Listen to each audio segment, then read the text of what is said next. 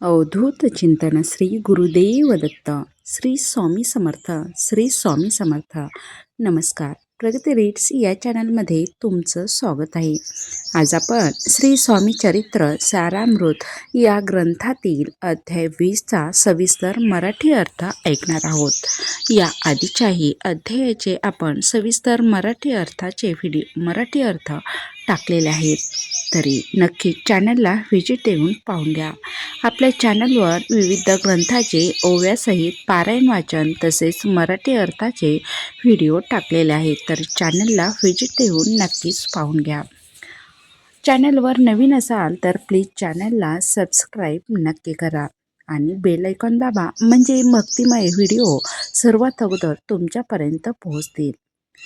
या श्री स्वामी चरित्र सारामृत अध्याय 20 हा स्वामी समर्थ महाराजांच्या चरित्रातील अत्यंत महत्त्वाचा अध्याय आहे. या अध्यायात स्वामी समर्थांच्या कृपेचे विविध पैलू आणि भक्तांच्या अनुभवाचे वर्णन येते. स्वामी समर्थ हे केवळ संत नसून ते भक्ताचे पालनकर्ता, रक्षणकर्ता आणि मार्गदर्शक सद्गुरू आहेत, हे या अध्यायातून पुन्हा पुन्हा स्पष्ट होते. या अध्यायात भक्ताच्या जीवनातील संकटे, त्यांचे प्रश्न, त्यांच्या मनातील शंका आणि त्या सर्वांवर स्वामींच्या कृपेने मिळणारे समाधान याचे सुंदर वर्णन आहे. त्यामुळे व्हिडिओ शेवटपर्यंत नक्की ऐका. पुढे पाहूयात स्वामी महिमा. अध्यायाची सुरुवात मंगलचरणाने होते. प्रथम गणपतीचे स्मरण करून ग्रंथकार स्वामी समर्थांच्या महिमेचे वर्णन करतात. ते आपण शांत चित्तेने ऐकूयात. यात असे सांगितले आहे की स्वामी समर्थ महाराज हे अत्यंत कृपाळू आहेत आणि स्वामी चरित्र हे वाचणे, ऐकणे किंवा श्रवण करणे हे अत्यंत पुण्यकारक आहे. त्यामुळे नक्की स्वामी चरित्र सारामृत हा ग्रंथ वाचावा. ग्रंथकार सांगतात की स्वामी समर्थांची कृपा ही मर्यादित नाही, ती सर्व भक्तांवर समान असते.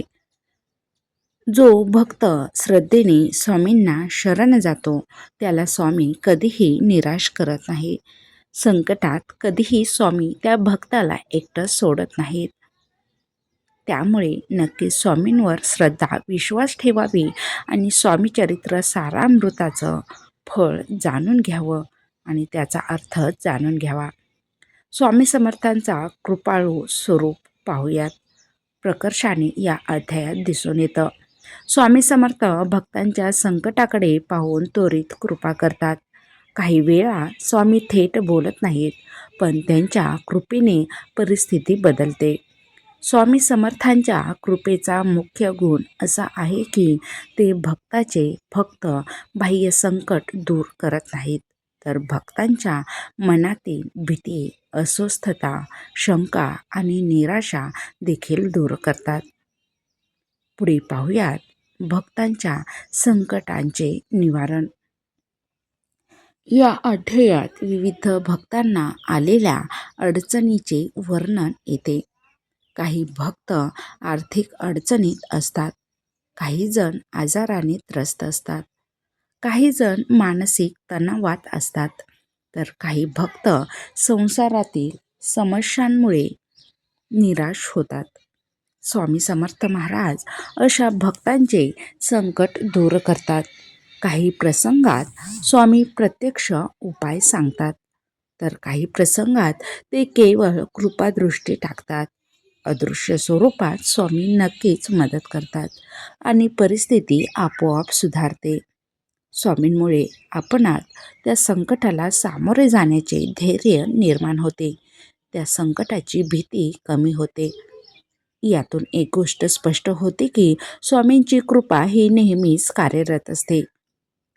पुढे पाहूयात स्वामींची आज्ञा आणि तिचे महत्त्व.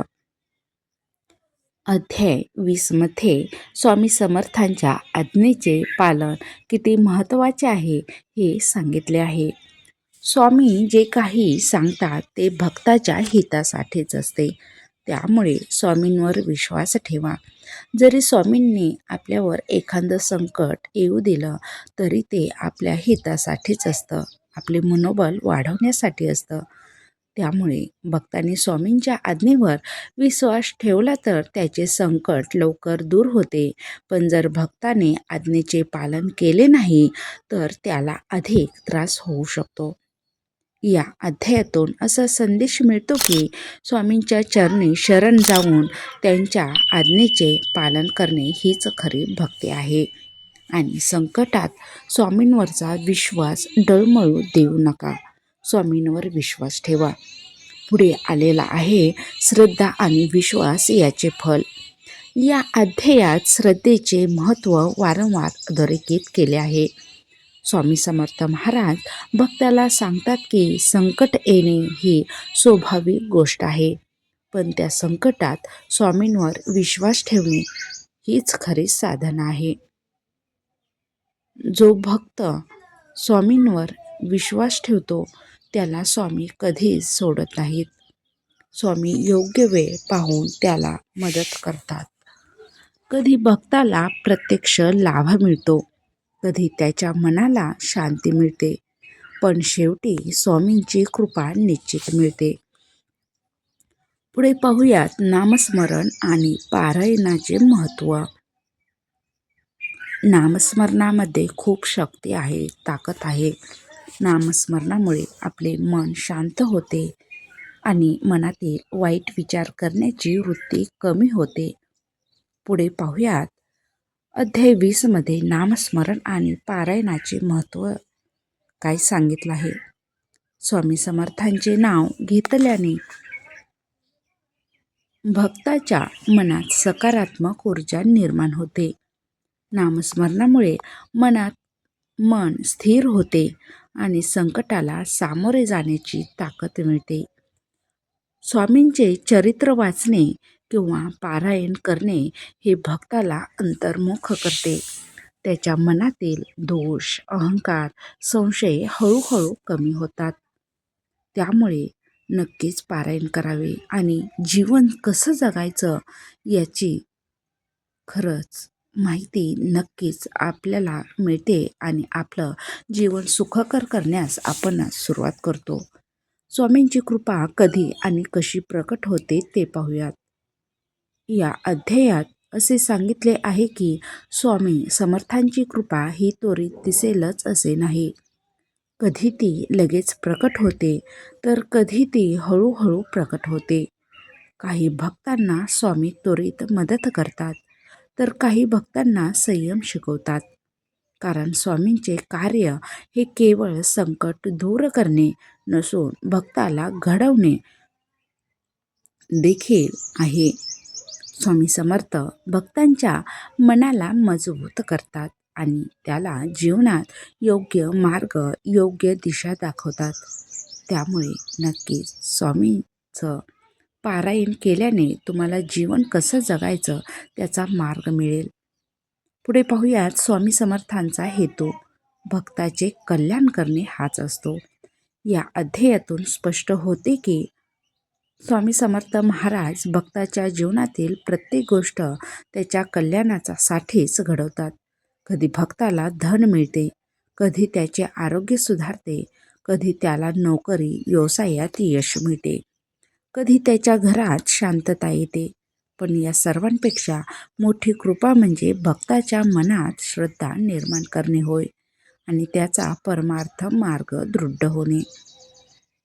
अध्याय 20चा मुख्य बोध म्हणजे त्यातून आपल्यासाठी असा संदेश मिळतो की स्वामी समर्थ हे भक्ताचे रक्षणकर्ता आहेत.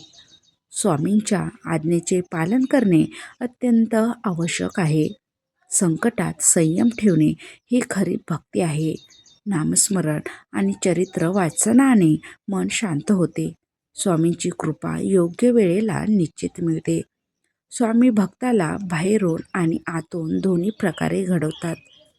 स्वामी भक्त हो, आपण आता स्वामी चरित्र सारामृत अध्याय 20 ओव्यासहित पारायण वाचन भक्तिभावाने पूर्ण केले. या अध्यायातून आपल्याला हा बोध मिळतो की स्वामीच्या आज्ञेचे पालन, श्रद्धा आणि नामस्मरण यामध्येच जीवनाचे खरे समाधान आहे.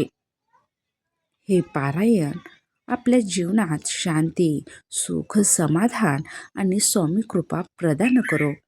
हा व्हिडिओ आवडला असेल तर व्हिडिओला लाईक करा, चॅनलला सबस्क्राईब करा आणि बेल आयकॉन दाबा.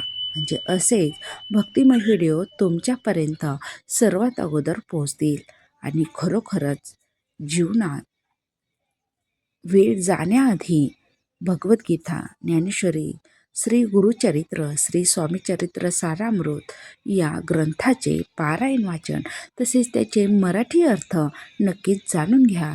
तुमचं जीवन नक्कीच सुखकर आणि जीवनाचा कसा प्रवास करायचा हा मार्ग मिळेल.